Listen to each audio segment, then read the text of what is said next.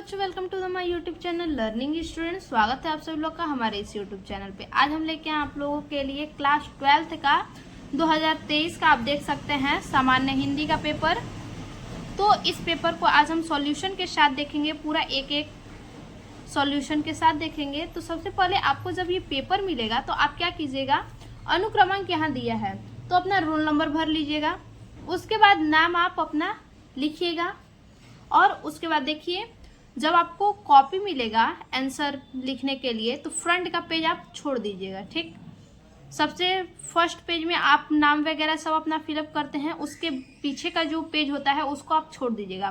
फिर दूसरे पेज से स्टार्ट करेंगे। दूसरे पेज से जब आप स्टार्ट कीजिएगा तो क्या करेंगे, हेडिंग डालेंगे खंड का प्रश्नोत्तर संख्या 1, प्रश्नोत्तर संख्या 1 ऊपर डाल देंगे। फिर उसके बाद क ख ग घ ऐसे डाल के जो जिसका आंसर होगा वो लिखेंगे।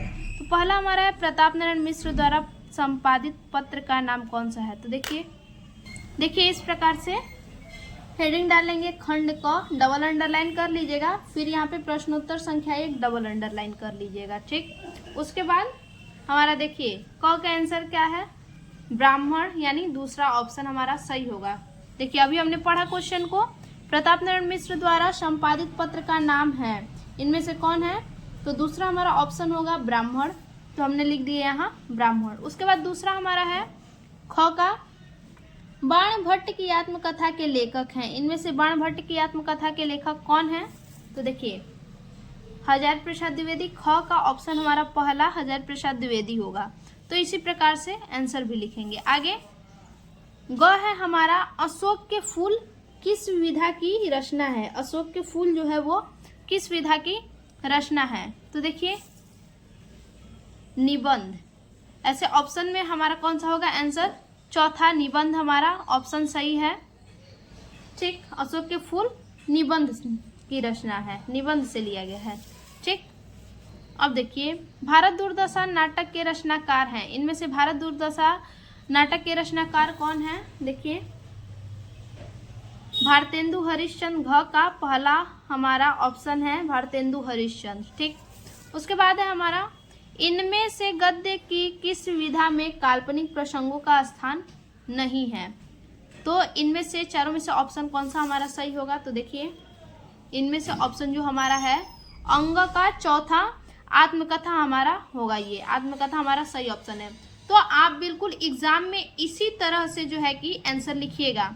ज़्यादा क्वेश्चन लिखने के चक्कर में पड़ेंगे तो आपके जो टाइम होंगे वो ख़त्म हो जाएंगे और आपके सारे क्वेश्चन भी नहीं हो पाएंगे। ठीक, तो अब देखिए दूसरा क्वेश्चन क्या है।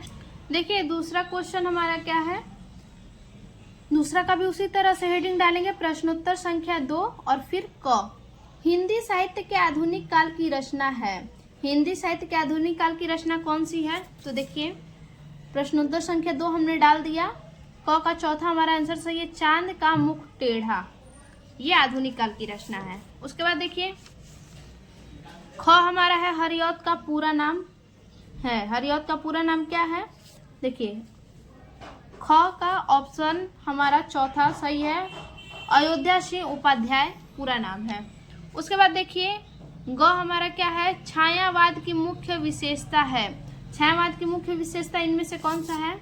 देखिए प्रकृति चित्रण, और ग का हमारा पहला होगा प्रकृति चित्रण, ये क्या है, छायावाद की मुख्य विशेषता है। उसके बाद देखिए प्राकृतिक का सुकुमार कवि कहा गया है, प्राकृतिक का सुकुमार कवि किसे कहा गया है। घ का हमारा ऑप्शन कौन सा सही होगा। देखिए घ का हमारा ऑप्शन चौथा सही होगा, सुमित्रानंद पंत को कहा गया है। उसके बाद देखिए क्वेश्चन हमारा, तार सप्तक के संपादक हैं, तार सप्तक के संपादक कौन सा है, अंग। देखिए अंग का हमारा दूसरा सही होगा, सच्चिदानंद हीरानंद वात्स्यायन अज्ञेय, ये तार सप्तक के संपादक हैं। तो इसी प्रकार से आप पहला और दूसरा क्वेश्चन सॉल्व कीजिएगा, आपके 10 नंबर पूरा फिक्स मिलेंगे, 10 के 10 नंबर श्योर हैं, आपको पूरे मार्क्स मिलेंगे 10 नंबर। अब देखिए अगला 3 नंबर क्वेश्चन। देखिए तीसरा क्वेश्चन हमारा है, दिए गए गद्यांश पर आधारित निम्नलिखित प्रश्नों के उत्तर दीजिए। यानी ये जो गद्यांश आपके दिए गए हैं इसी के आधार पे हमें इन प्रश्नों का उत्तर देना है। तो पहला क्वेश्चन हमारा क्या है, सबसे पहले आप इसका भी हेडिंग डालिएगा, प्रश्नोत्तर संख्या 3। देखिए आप आगे पीछे कहीं भी आंसर लिखिए बच्चा, लेकिन आप जो है कि क्वेश्चन नंबर सही डालिएगा, उससे कोई दिक्कत नहीं होगा। क्वेश्चन नंबर नहीं डालेंगे तो फिर आपके मार्क्स में प्रॉब्लम हो जाएंगे, आप कितना भी सही लिखिएगा प्रॉब्लम हो जाएगा। देखिए क है हमारा, उपयुक्त गद्यांश के पाठ और लेखक का नाम लिखिए। तो ये जो है कि आप पढ़ के बताएंगे कि किस पाठ से लिया गया है और इसके लेखक कौन है। तो चलिए देखते हैं। देखिए हमने डाल लिया प्रश्नोत्तर संख्या 3 क। अब देखिए क्या है आंसर। प्रस्तुत गद्यांश हिंदी साहित्यकार रामचंद्र शुक्ल की कृति हिंदी साहित्य का इतिहास से लिया गया है। किससे लिया गया है? हिंदी साहित्य का इतिहास से लिया गया है। ठीक, ये हमारा क हो गया। अब दूसरा क्वेश्चन हमारा क्या कह रहा है देखते हैं। देखिए दूसरा क्वेश्चन हमारा कह रहा है रेखांकित अंश की व्याख्या कीजिए। ये जो यहाँ से यहाँ तक रेखांकित अंश है, इन्हें हमें क्या करना है, इसका व्याख्या करना है। अब व्याख्या का मतलब कुछ बच्चे कंफ्यूज हो जाते हैं कि व्याख्या हम करें कैसे। तो कुछ नहीं करना है, बिल्कुल कुछ नहीं करना है। जैसे आप किसी चीज को हिंदी में बोल रहे हैं, ठीक, हिंदी में बोला हमने और उसके बाद उसे क्या किया, उसी शब्द को हमने भोजपुरी में बोला, यानी अपने भाषा में बोला। बस वही चीज यहाँ पे है। यहाँ जो लिखा है बस अपनी भाषा में इसे क्या करना है, लिखना है, बाकी कुछ करना नहीं है। देखिए किस प्रकार से यहाँ क्या दिया है, यह नवीनीकरण सिर्फ कुछ पंडितों की व आचार्यों की दिमागी कसरत ही बनी रहे तो भाषा गतिशील नहीं होती। अब इसका देखिए व्याख्या। देखिए रेखांकित अंश में लेखक यह कहना चाहता है कि भाषा विद्वानों भाषा का विकास और नवीनीकरण सिर्फ कुछ विद्वानों और आचार्यों की दिमागी कसरत से नहीं हो सकता। ठीक, ये हमारा क्या है, रेखांकित अंश की व्याख्या है इसी प्रकार से। अब देखिए तीसरा देखेंगे। तीसरा हमारा है कुठाराघात का आशय स्पष्ट कीजिए। कुठाराघात का क्या आशय है, देखिए कुठाराघात का अर्थ है खतरा या हमला। आप इतना भी लिख सकते हैं, कुठाराघात का अर्थ है खतरा या हमला। लेकिन और स्पष्ट लिखने के लिए देखिए यहाँ पर लेखक यह कहना चाहता है कि यदि नए शब्दों का प्रयोग नहीं किया जाता तो उनके पीछे के उद्देश्य को खतरा होगा। ठीक, तो ये हमारा हो गया ग का आंसर। अब आगे देखिए घ, भाषा का सीधा संबंध किससे है। तो देखिए आपके इस पैसेज में ही जो है कि आपके गद्यांश में ही आंसर दिया है, भाषा का सीधा संबंध किससे है, इसी में से खोज के लिखना है। भाषा का सीधा संबंध प्रयोग से है और जनता से है। आंसर हमारा क्या होगा, भाषा का सीधा संबंध प्रयोग से है और जनता से है। देखिए और यहाँ कुठाराघात का आशय जो है इसमें पढ़ेंगे तो यहाँ भी आपको समझ में आएगा। इसका घ का आंसर देख लेते हैं। देखिए भाषा का सीधा संबंध प्रयोग से है और जनता से है। ठीक, आगे हमारा अंग नंबर प्रश्न, लेखक के अनुसार नए शब्दों के प्रयोग न किए जाने पर क्या परिणाम होगा। तो देखिए लेखक के अनुसार नए शब्दों के प्रयोग न किए जाने पर क्या परिणाम होगा। आंसर हमारा होगा अंग डाल लेंगे। उसके बाद लेखक के अनुसार नए शब्दों के प्रयोग न किए जाने पर उनके पीछे के उद्देश्य को खतरा होगा और भाषा का विकास जो है रुक जाएगा। देखिए ये जो आंसर है आपके गद्यांश में भी दिया है। जैसे ये वाला क्वेश्चन अभी हमने बताया कि लेखक के अनुसार नए शब्दों के प्रयोग न किए जाने पर क्या परिणाम होगा। यहाँ देखिए यदि नए शब्द अपने उद्गम स्थान से ही खड़े रहें और कहीं भी उनका प्रयोग किया नहीं जाए तो उनके पीछे के उद्देश्य पर ही कुठाराघात होगा। यानी कुठाराघात का मतलब क्या होगा, खतरा होगा, हमला होगा। ठीक, तो ये हमारा हो गया प्रश्नोत्तर 3। अब इसके बाद देखिए 3 तो हमने समझ लिया, उसके बाद यहाँ पे आपका अथवा करके देता है। देखिए यहाँ दिया है अथवा, अथवा में फिर क्या दिया है दूसरा, देखिए अथवा का ये दूसरा है, तो इसको भी हम सॉल्व करके देखेंगे। ठीक, तो देखिए उपयुक्त पद्यांश के पाठ का शीर्षक और लेखक का नाम। देखिए आप इस प्रकार भी लिख सकती हैं, पाठ का शीर्षक राष्ट्र का अवधारणा और लेखक का नाम जो है रामचंद्र शुक्ल। उसके बाद दूसरा क्वेश्चन देखिए हमारा क्या है, रेखांकित अंश की व्याख्या कीजिए। ये जो रेखांकित अंश है उसका हमें क्या करना है, व्याख्या करना है। तो देखिए ख नंबर हमारा क्वेश्चन का आंसर है, रेखांकित अंश में लेखक कहना चाहता है कि पृथ्वी और जन के संयोजन से ही राष्ट्र का स्वरूप बनता है। किसके संयोजन से, पृथ्वी और जन के संयोजन से ही राष्ट्र का स्वरूप बनता है, क्योंकि यहाँ दिया है पृथ्वी माता है और जन सच्चे अर्थों में पृथ्वी का पुत्र है। तो ये हमारा ख आंसर हो गया। अब ग देखिए क्या दिया है, लेखक के अनुसार राष्ट्र की कल्पना कब संभव है। तो चलिए देखते हैं लेखक के अनुसार राष्ट्र की कल्पना कब संभव है। देखिए लेखक के अनुसार राष्ट्र की कल्पना तब संभव है जब पृथ्वी हो और मनुष्य न हो। तो ये हमारा ग का आंसर हो गया। अब देखिए घ, पृथ्वी और जन मिलकर किसकी रचना करते हैं। देखिए पृथ्वी और जन मिलकर राष्ट्र की रचना करते हैं, इसमें भी आपका दिया है। ठीक, पृथ्वी और जन मिलकर किसकी, राष्ट्र की रचना करते हैं। अब देखिए जो भी आपके ये क्वेश्चन है नहीं समझ में आएगा, बस पैराग्राफ पढ़िएगा, सारा आपको आंसर मिल जाएगा। लास्ट हमारा क्वेश्चन है इसमें का, पृथ्वी किसके कारण मातृभूमि की संज्ञा प्राप्त करती है। देखिए पृथ्वी जन यानी लोगो, पृथ्वी जन के कारण मातृभूमि की संज्ञा प्राप्त करती है। तो ये हमारा तीसरे का आंसर हो गया। अब देखेंगे क्वेश्चन नंबर 4। देखिए चौथा हमारा क्वेश्चन क्या है, निम्नलिखित पद्यांश पर आधारित प्रश्नों के उत्तर लिखिए। ये जो पद्यांश दिया है इसी के आधार पे इन प्रश्नों के उत्तर जो है कि लिखने हैं। तो क्वेश्चन हमारा पहला क्या है, क, उपयुक्त कविता का शीर्षक और कवि का नाम लिखिए। तो देखिए यहाँ पे हमने डाल लिया है प्रश्नोत्तर संख्या 4 क। आंसर हमारा है, प्रस्तुत पद्यांश में कविता का शीर्षक पवन विजय है, जिसके कवि सूर्यकांत त्रिपाठी निराला जी हैं। कवि कौन है, सूर्यकांत त्रिपाठी निराला जी हैं और शीर्षक हमारा है पवन विजय। तो ये हमारा क हो गया। अब देखिए ख नंबर क्या है, रेखांकित अंश की व्याख्या कीजिए।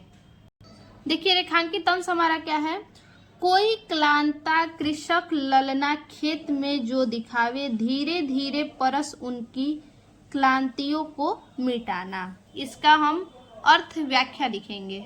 देखिए व्याख्या, यदि कोई थकी हुई किसान महिला खेत में दिखाई दे तो धीरे धीरे उसके पास जाकर उसकी थकान दूर करो। यानी क्या है, कवि क्या कह रहा है, कवि कह रहा है कि यदि कोई थकी हुई किसान महिला खेत में दिखाई दे तो धीरे धीरे उसके पास जाकर उसकी थकान दूर करो।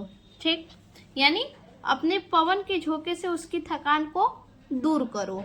ये हमारा ख हो गया। आगे देखिए ग हमारा जो है, उपयुक्त पद्यांश किस महाकाव्य का अंश है। तो देखिए किस महाकाव्य का अंश है, देखिए उपयुक्त पद्यांश सरोज स्मृति, सरोज स्मृति महाकाव्य का अंश है जो सूर्यकांत त्रिपाठी निराला द्वारा लिखा गया है। इतना आप आंसर में लिखेंगे। अब आगे देखिए घ नंबर, कृषक ललना और भूतांगा शब्दों का अर्थ लिखिए। यहाँ पे कृषक ललना और यहाँ पे कृषक ललना और क्या दिया है, भूतांगा, भूतांगा का अर्थ हमें लिखना है। तो देखिए कृषक ललना का अर्थ है, कृषक ललना का अर्थ है खेत में काम करने वाली महिला, और दूसरा क्या है, भूतांग का अर्थ है पृथ्वी। ये हमारा इतना आंसर हो गया घ का। आगे देखेंगे देखिए अंग हमारा क्वेश्चन है, नायिका पवन से लज्जाशील महिला के प्रति कैसा आचरण अपनाने के लिए कहती है। देखिए नायिका पवन से कहती है कि वह लज्जाशील महिलाओं के साथ सहानुभूति रखे, कैसा व्यवहार रखे, सहानुभूति रखे और उनकी थकान दूर करे। वह पवन से आग्रह करती है कि, क्या आग्रह करती है, देखिए उनके वस्त्रों को विकृत न होने दे। पवन से, हवा से आग्रह करती है कि उनके वस्त्रों को विकृत न होने दे। और उसके बाद है उनकी थकान दूर करे, उनके होठों की मलानता को मिटाए, उनकी शांति को पुनः प्राप्त कराए। अब देखिए चौथा हमने सॉल्व तो कर लिया, अथवा करके फिर इसमें दूसरा दिया, यानी दोनों में से कोई एक आप कीजिए। तो दूसरे का भी हम देख लेते हैं। दूसरे का पहला क्वेश्चन क्या है, क उपयुक्त पद्यांश का शीर्षक और कवि का नाम लिखिए। प्रस्तुत पद्यांश में कवि का शीर्षक संस्कृति की पुकार है, जिसके कवि माखनलाल चतुर्वेदी जी हैं। अब ख देखिए, रेखांकित अंश की व्याख्या कीजिए। देखिए यहाँ कवि पवन से कह रहा है कि वह संस्कृति के मूल तत्वों को अपने माध्यम से फैलाने में मदद करे, जिससे वह संस्कृति सभी जगह पहुंच सके। अब देखिए ग नंबर है, यह पद्यांश किस महाकाव्य का अंश है। देखिए यह पद्यांश माखनलाल चतुर्वेदी की कविता का संग्रह संध्या गीत का अंश है। अब देखिए घ नंबर हमारा, घ नंबर है समर्पण लो सेवा का सार, सजल संस्कृति में कौन सा अलंकार है। देखिए समर्पण लो सेवा का सार, सजल संस्कृति में उपमा अलंकार है, जिसमें संस्कृति की तुलना जल से की गई है। आगे देखिए अंग नंबर है संस्कृति तथा उत्सर्ग शब्दों का अर्थ लिखिए। देखिए संस्कृति का अर्थ है किसी समाज का देश की सामाजिक, सांस्कृतिक और धार्मिक परंपरा और मूल्य। उत्सर्ग, परंपरा और मूल्य। उत्सर्ग मतलब, उत्सर्ग का अर्थ है त्याग, समर्पण तथा निस्वार्थ। ये हमारा हो गया क्वेश्चन नंबर चौथा। अब देखेंगे क्वेश्चन नंबर पांचवा हमारा क्या कह रहा है। देखिए क्वेश्चन नंबर पांचवा हमारा है जो, ये निम्नलिखित में से किसी एक लेखक का साहित्यिक परिचय, किसी एक लेखक का क्या करना है, साहित्यिक परिचय देते हुए उनकी कृतियों पर प्रकाश डालिए। ठीक, कृतियों के नाम लिखिए अधिकतम 80 शब्द में। तो हम सबसे पहले किसका देखेंगे, हजार प्रसाद द्विवेदी का। देखिए हमारा है प्रश्नोत्तर संख्या 5वां का क डॉक्टर हजार प्रसाद द्विवेदी।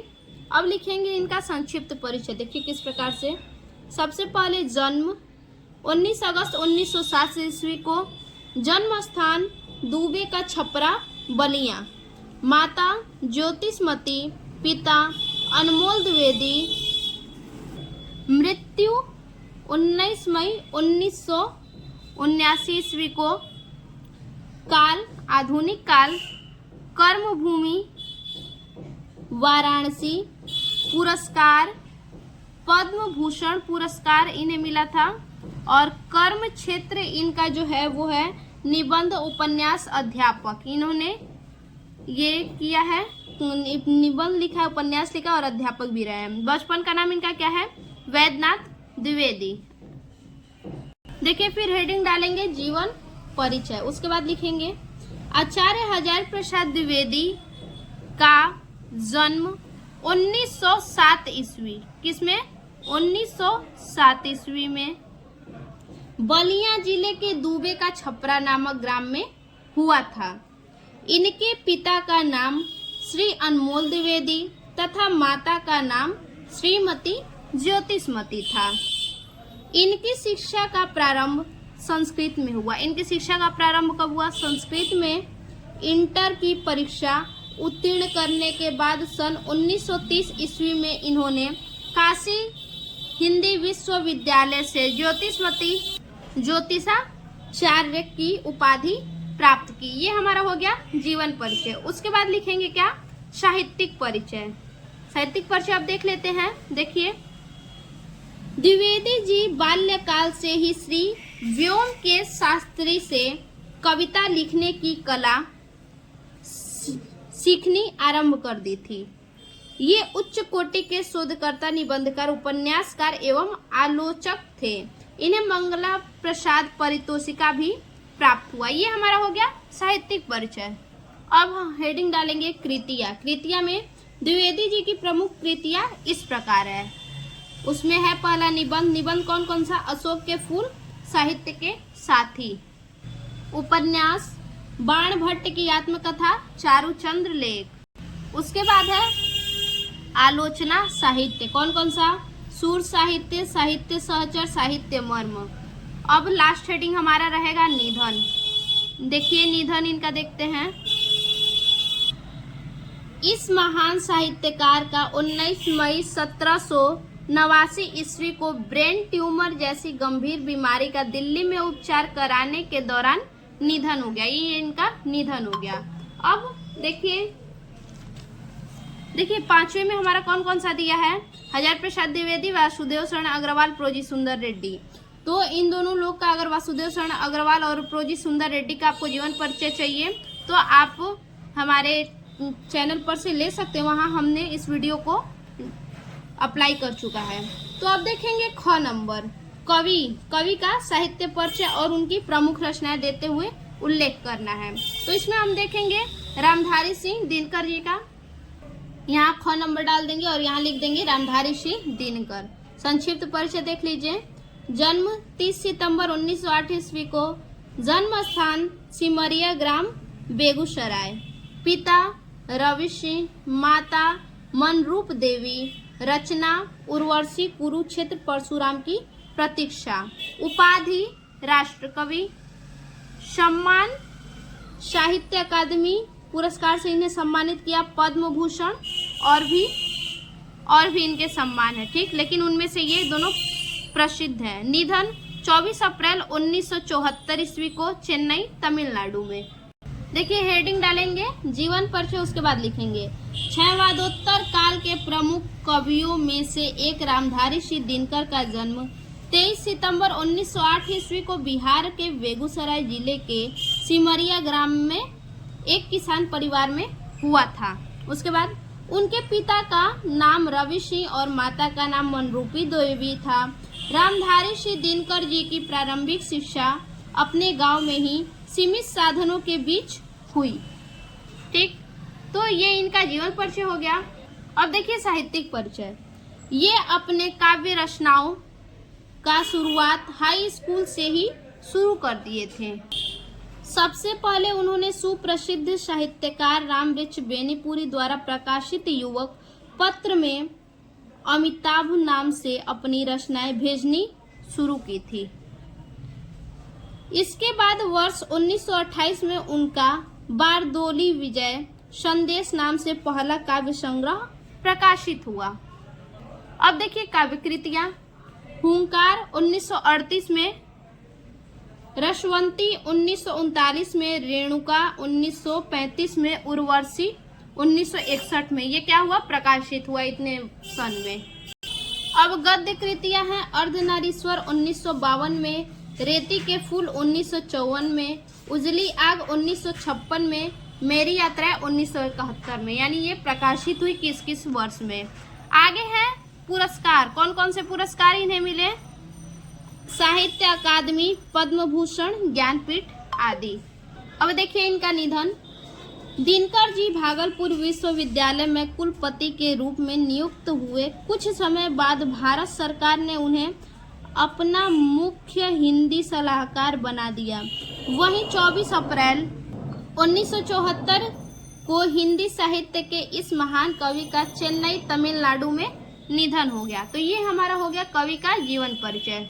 अब हम देखेंगे प्रश्न संख्या 6, ध्रुव यात्रा अथवा पंचलाइट कहानी का सारांश। देखिए ध्रुव यात्रा और पंचलाइट का सारांश हमने वीडियो इसका डाल चुका है और बहादुर का भी डाल चुका है, लेकिन अभी हम क्या देखेंगे, इसमें क्या दिया है, उद्देश्य, यानी बहादुर कहानी का उद्देश्य लिखना है कि उसका उद्देश्य क्या, निष्कर्ष क्या निकलता है, क्या उद्देश्य है उस कहानी का। तो हम बहादुर कहानी का उद्देश्य देखेंगे। देखिए सबसे पहले हेडिंग डाल लेंगे प्रश्नोत्तर संख्या 6 बहादुर। देखिए बहादुर प्रसिद्ध कहानीकार श्री अमरकांत द्वारा रचित एक मनोवैज्ञानिक और चरित्र प्रधान कहानी है। इसकी कथा वस्तु आधुनिक मध्य वर्गीय समाज की दिखावटी मानसिकता से ग्रहण की गई है। कहानी में यह बताया गया है कि आज का मध्य वर्गीय परिवार स्वयं को समाज से उच्च वर्गीय और प्रतिष्ठित व्यक्ति दिखाने के लिए नौकर रखते हैं। कहानी को समझिएगा जरूर, जबकि उनकी आर्थिक स्थिति इनकी इजाज़त नहीं देती है। जी हाँ, मिडिल क्लास फैमिली को जो है कि उनकी आर्थिक स्थिति जो है नौकर रखने को इजाज़त नहीं देती है। परिवार में नौकर के आ जाने पर नौकर के प्रति उसका व्यवहार कितना असभ्य और क्रूर हो जाता है कि वह मानवता की सभी हदें पार कर जाता है। आलोच्य कहानी की कथा वस्तु के केंद्र में एक ऐसे ही पहाड़ी नौकर बहादुर की कहानी है। कथा वस्तु में इस बात को भी मुख्य विषय के रूप में उठाया गया है कि नौकर की भी अपनी मान प्रतिष्ठा और भावना होती है, भले ही वह बालक क्यों ना हो। इसलिए सभी का कदर कीजिए। देखिए 7 नंबर प्रश्न हमारा है, स्वपठित खंड काव्य के आधार पर एक खंड के प्रश्न का उत्तर दीजिए। तो ये आपका जिला वाइज करके आता है, आपके जिले में जो होगा उसको लिखिएगा। तो आज हम लिखेंगे गाजीपुर जिले से। उसमें क्या है आपका त्यागपथी। देखिए त्यागपथी यहाँ पे है। त्यागपथी खंड काव्य के तृतीय सर्ग की कथा अपने शब्दों में लिखिए। और दूसरा अथवा करके है त्यागपथी खंड काव्य के नायक का चरित्र चित्रण। तो आज हम देखेंगे तीसरा सर्ग खंड काव्य का। देखिए हेडिंग डाल लेंगे प्रश्नोत्तर संख्या 7 त्यागपथी खंड काव्य तृतीय सर्ग। देखिए इस सर्ग में सम्राट हर्ष की इतिहास प्रसिद्ध दिग्विजय का वर्णन है। 6 वर्षों तक निरंतर युद्ध करते हुए हर्ष ने समस्त उत्तराखंड को जीत लिया। उन्होंने कश्मीर, मिथिला, बिहार, गौड़, उत्कल, नेपाल, वल्लभी, सोरठ आदि सभी राज्यों को जीत लिया तथा यवन, हूण आदि विदेशी शत्रुओं का नाश करके देश को शक्तिशाली एवं सुसंगठित राज्य बनाया और अनेक वर्षों तक धर्म पूर्वक शासन किया। उनके राज्य में धर्म, संस्कृति और कला की भी पर्याप्त उन्नति हुई। उन्होंने कन्नौज को ही अपने विशाल साम्राज्य की राजधानी बनाया। तो ये हमारा तीसरा सर्ग हो गया। देखिए अब देखेंगे प्रश्न संख्या 8 खंड ख है हमारा। खंड ख में क्या दिया है, दिए गए संस्कृत गद्यांशों में से किसी एक ससंदर्भ हिंदी के अनुवाद दीजिए। किसी एक को बोला है, यानी एक तो हमारा ये है अथवा करके, देखिए अथवा करके दूसरा हमारा ये है। तो क्या करना है, संदर्भ सहित इनका अनुवाद करना है, व्याख्या करना है। तो सबसे पहले हम पहले वाले का देख लेंगे। तो देखिए खंड ख प्रश्नोत्तर संख्या 8 संदर्भ। प्रस्तुत पद्यांश हमारी पाठ्य पुस्तक संस्कृत दिग्दर्शिका के महामना मालवीय पाठ से लिया गया है। ठीक, ये हमारा संदर्भ हो गया। उसके बाद अनुवाद देख लीजिए। इसी प्रकार से आपको संदर्भ एग्जाम में भी लिखना है। अनुवाद देखिए, इसके निर्माण के लिए इन्होंने लोगों से धन मांगा और लोगों ने इस महान ज्ञान यज्ञ में इनको प्रचुर धन दिया। उसी से निर्मित यह विशाल विश्वविद्यालय भारतीयों की दानशीलता और श्री मालवीय जी के यश की प्रतिमूर्ति की तरह सुंदर लग रहा है। साधारण स्थिति में रहने वाला कोई भी व्यक्ति महान उत्साह, अपने इच्छा और पुरुषार्थ के द्वारा असाधारण कार्य करने में सक्षम है। यह मालवीय जी ने विद्वानों में श्रेष्ठ बताया है या फिर दिखाया है। देखिए, अगर आपका अचानक से बीच में कहीं गलत हो जाता है तो उसको रंगना नहीं है ज़्यादा, बस ऐसे देखिए, जैसे हमारा गलत हुआ तो बस ऐसे काट दिए हैं, बहुत ज़्यादा रंगना नहीं है। तो ये हमारा हो गया पहले का। अब इसमें हम देखेंगे क्या, हंसराज का। इसका हम ससंदर्भ सहित अनुवाद देखेंगे। संदर्भ देखिए, प्रस्तुत पद्यांश हमारी पाठ्य पुस्तक संस्कृत दिग्दर्शिका के जातक कथा पाठ के नृत्य जातकम से अवतरित है। देखिए, ये जातक कथा और आपका महामना मालवीय एग्जाम के लिए बहुत ही ज़्यादा इम्पोर्टेंट है। इन दोनों चैप्टर का हमने जो है कि अनुवाद करके वीडियो डाल चुका है, वहां से आप देख लीजिएगा। अब देखेंगे इसका अनुवाद। देखिए अनुवाद, हंसराज ने अपनी पुत्री को आदेश दिया कि वह आकर अपने स्वामी का चयन करे।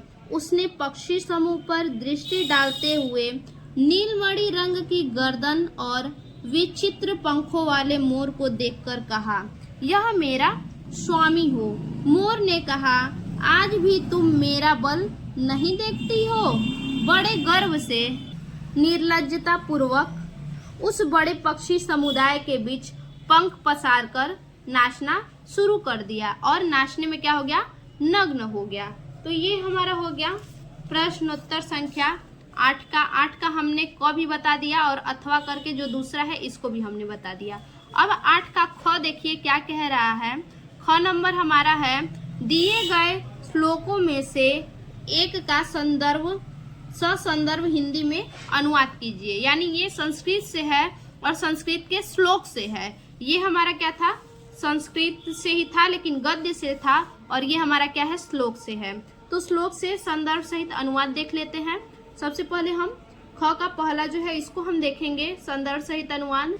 देखिए संदर्भ, प्रस्तुत श्लोक हमारी पाठ्य पुस्तक संस्कृत दिग्दर्शिका के सुभाषित रत्नानी पाठ से उद्धृत है। ये हमारा संदर्भ हो गया। अब उसके बाद अनुवाद देखिए, कोई आंतरिक कारण है जो पदार्थों को मिलाता है, क्योंकि जो प्रेम है बाहरी उपाधियों पर आश्रित नहीं रहता है। क्योंकि सूर्य के विकसित होने पर कमल खिलता है और चंद्रमा उदित होने पर चंद्रकांतमणि पिघलती है। देखिए ये हमारा ख का हो गया पहला। अब हम देखेंगे क्या,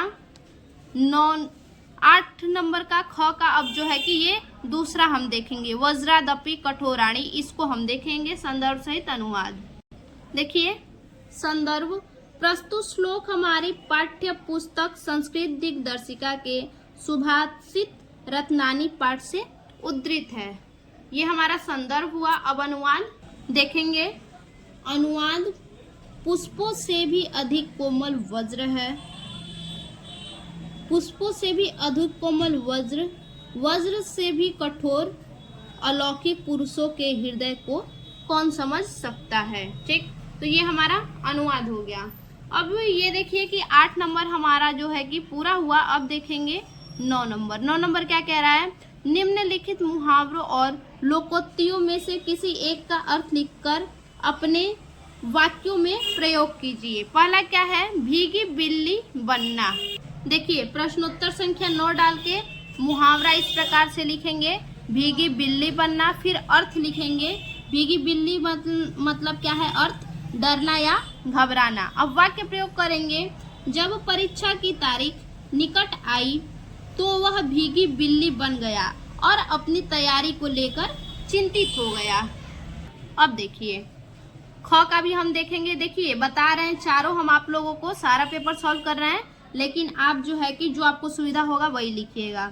दूसरा है हाथ पीले करना। देखिए मुहावरा लिखेंगे हाथ पीले करना, उसके बाद अर्थ लिखेंगे अनुभव प्राप्त करना। वाक्य प्रयोग हमारा क्या होगा, देखिए नई नौकरी में कुछ महीने काम करने के बाद उसने हाथ पीले कर लिए और अब वह अपने काम में बहुत माहिर है, यानी काम करते करते क्या हो गया, उसे अनुभव मिलने लगा कि किस प्रकार से काम करना है। ग नंबर देखिए क्या है, दूध का दूध और पानी का पानी करना। जाहिर सी बात है, ये तो सबको ही पता होगा। देखिए, दूध का दूध पानी का पानी करना यानी न्याय करना।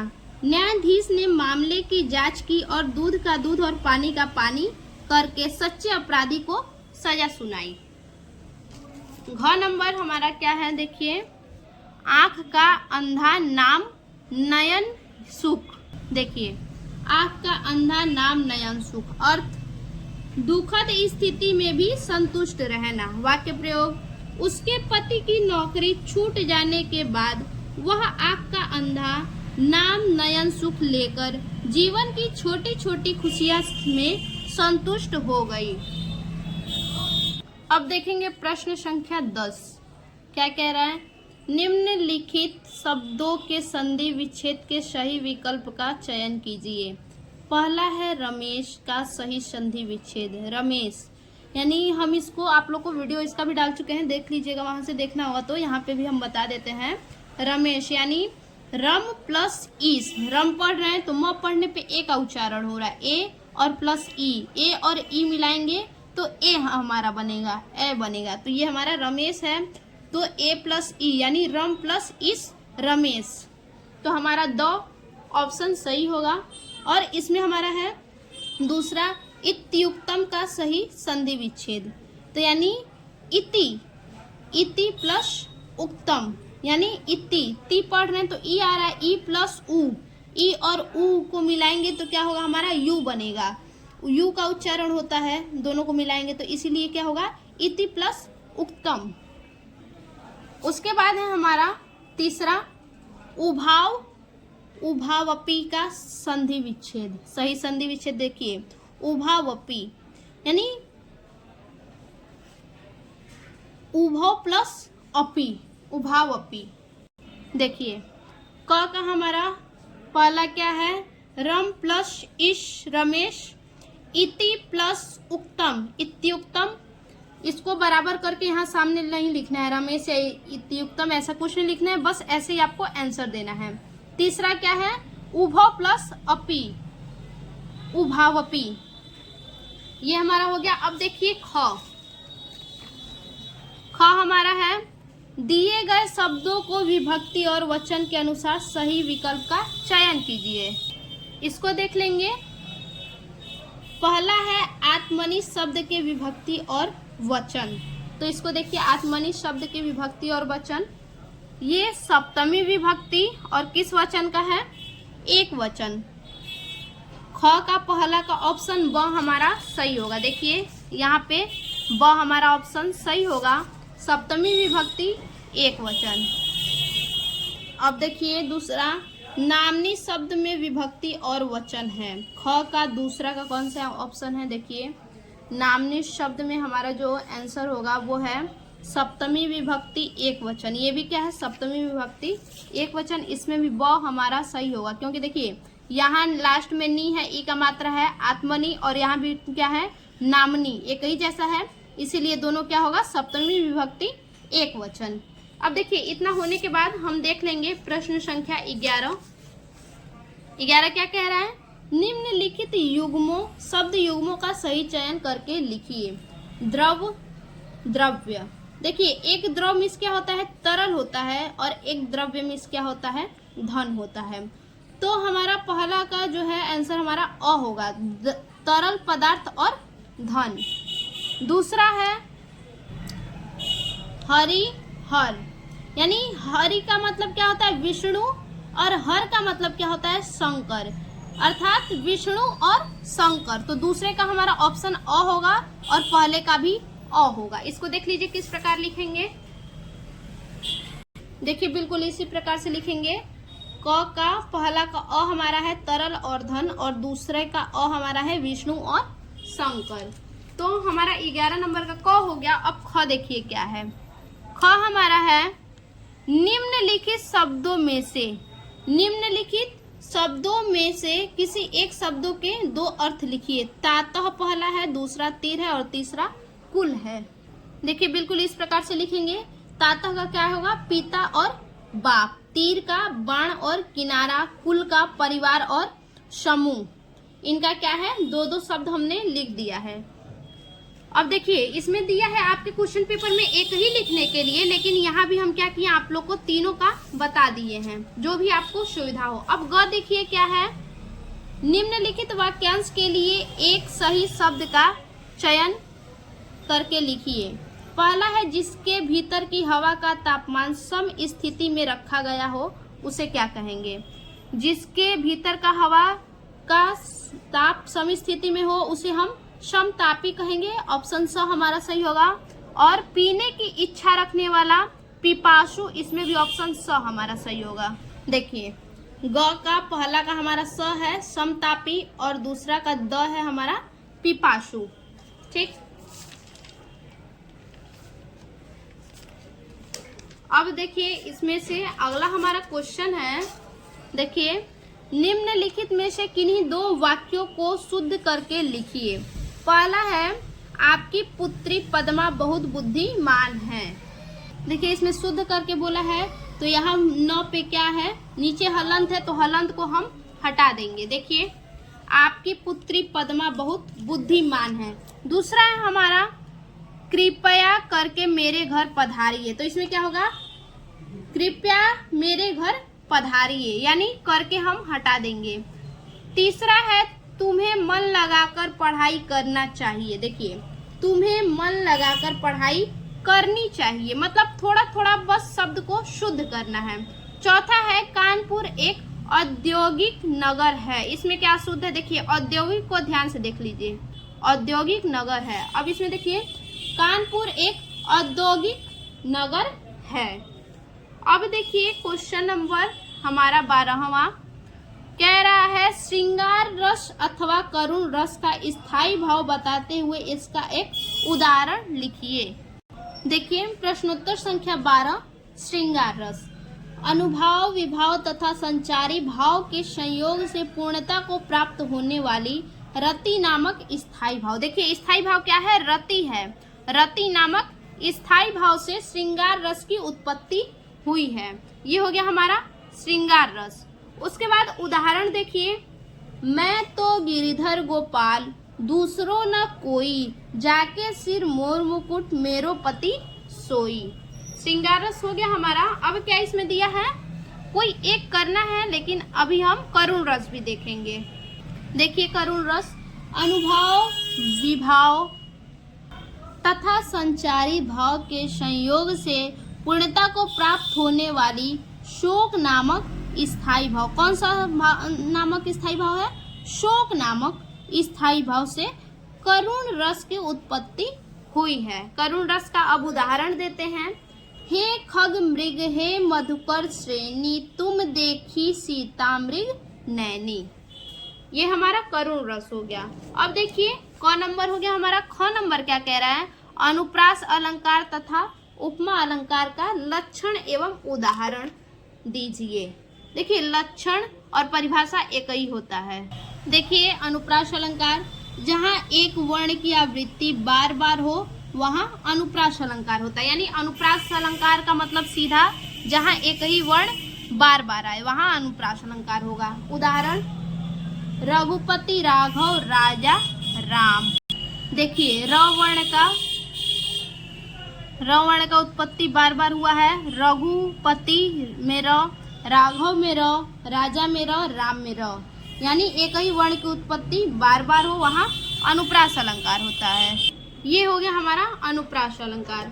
अब देखेंगे क्या है हमारा, देखिए उपमा अलंकार। देखिए उपमा अलंकार, देखिए जहाँ किसी एक व्यक्ति या वस्तु की तुलना किसी दूसरे व्यक्ति या वस्तु के गुण धर्म आदि से की जाती है वहाँ उपमा अलंकार होता है। उदाहरण देखिए, हरिपद कोमल कमल से। तो यानी यहाँ पे क्या है, हरि के पदों की तुलना किससे की गई है, हरि के पदों की तुलना कमल के कोमल होने से की गई है। अब देखिए आगे है हमारा ग नंबर, दोहा छंद अथवा सोठा छंद। दोहा देखते हैं। देखिए दोहा, यह एक अर्ध सममात्रिक छंद है। इनमें 4 चरण होते हैं। पहले और तीसरे चरण में 13-13 मात्राएं तथा दूसरे और चौथे चरण में 11-11 मात्राएं होती हैं। अब उदाहरण देखिए। उदाहरण जब आप लिखिएगा तो मात्रा दर्शाते हुए लिखिएगा, क्योंकि आपका मात्रा पे ज़्यादा नंबर मिलता है। मात्रा नहीं लिखेंगे सीधे आपका नंबर कट जाएगा। देखिए दोहा, रहीमन पानी राखिए, बिनु पानी सब सुन, पानी गए न उबरे, मोती मानुष चून। अब देखिए रहीमन में 4 मात्रा है, यानी एक सिंगल है, ये 2 मात्रा है, यानी देखिए यहाँ पे भी 2, यहाँ पे भी 2, और यहाँ पे भी 2, और यहाँ पे 1 मात्रा है, यहाँ भी 1 है, ई का मात्रा है, यहाँ भी 1 है, ई का मात्रा है। ठीक, बड़ी का मात्रा है तो 1 रहेगा। ये पर भी 2 है। ठीक, तो देखिए 4 4 8 2 10 10 और 3 13 मात्रा हो गया। अभी हमने पढ़ा 13 मात्राएं पहले और तीसरे में। और दूसरा देखिए 2 मात्रा इसमें हुआ, 4 मात्रा यहाँ हुआ, 4 2 6 6 2 8 8 और 3 11, यानी 11 मात्रा इसमें है। ऐसे ही आपको मात्रा मिलाना पड़ेगा। ठीक, तो अब देखिए आगे हमारा क्या है, कौन सा, सोठा छंद अब देखेंगे। देखिए यह छंद दोहे का उल्टा होता है। इसके पहले और तीसरे चरण में 11-11 मात्राएं होती हैं तथा दूसरे और चौथे चरण में 13-13 मात्राएं होती हैं। अब इसका उदाहरण देखिए। सुनी केटव के बैन, प्रेम लपेटे अटपटे, बिहसे करुणा अयन, चिते जानकी लखन तन। अब इसमें देखिए पहले और तीसरे में कितने मात्राएं हैं, 11-11 मात्राएं हैं। तो इसको मिलाते हैं, 2 2 4 2 6 2 8 2 10 और 1 ये 11। ये पहला हमारा हो गया। ठीक, और कौन सा है, तीसरा। ये तीसरा हमारा है 4 4 8 9 10 11, इसमें भी 11, यानी पहले और तीसरे में 11-11। अब इसमें देखिए 3 और ये 5 5 3 8 9 10 11 और ये 2 13, यानी इसमें 13 मात्रा हो गया।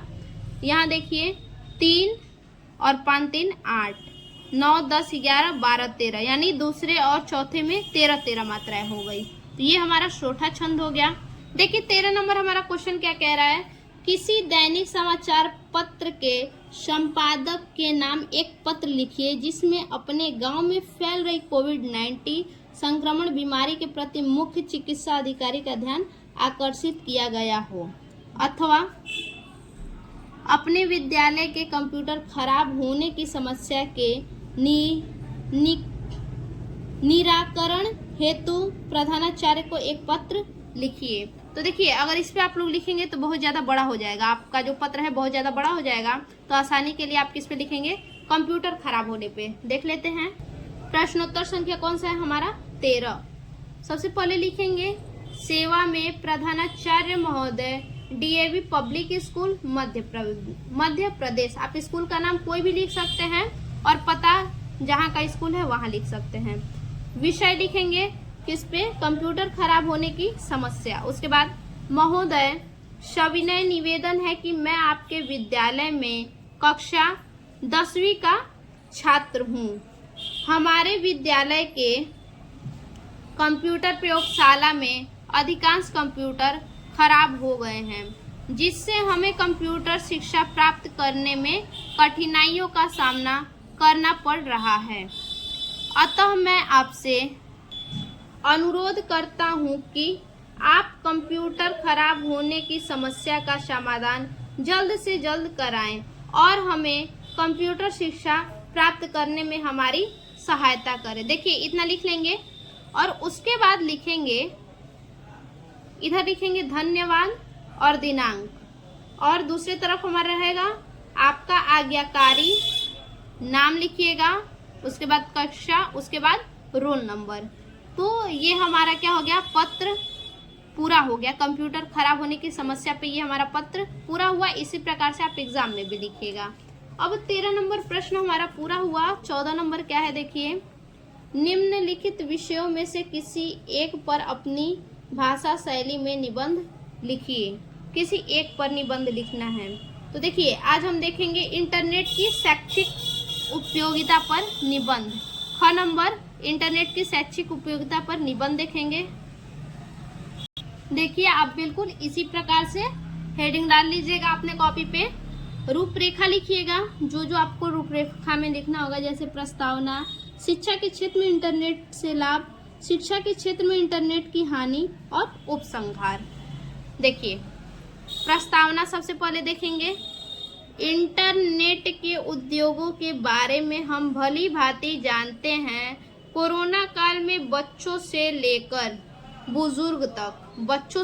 के बुजुर्ग तक ने इंटरनेट को सीखा और उपयोग किया।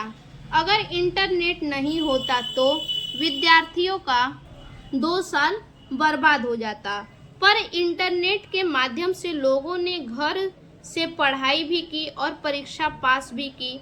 अतः बिना इंटरनेट के अब शिक्षा का सोचना कठिन हो गया है। ये हमारा प्रस्तावना हो गया। उसके बाद दूसरा हेडिंग है शिक्षा के क्षेत्र में इंटरनेट के लाभ। इंटरनेट ऑनलाइन शिक्षा के कार्यक्रम, स्तर और विधि दोनों में पारस्परिक क्रिया प्रदान करते हैं। पारस्परिक क्रिया कक्ष में शिक्षार्थियों और प्रशिक्षकों को विचारों का आदान प्रदान करने में समर्थ बताती है।